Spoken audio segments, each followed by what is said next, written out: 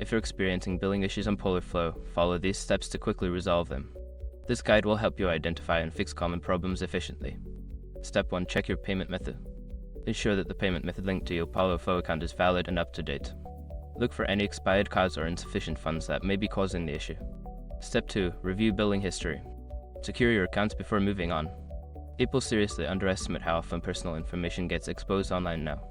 Use SROC to monitor your accounts 24/7 and get notified immediately if your data gets leaked somewhere. It runs in the background, constantly scanning billions of breached records. And honestly, for how cheap it is compared to the value you get, it's worth it. Link in the description. Step 3. Contact customer support. If you cannot resolve the issue on your own, reach out to Polar customer support.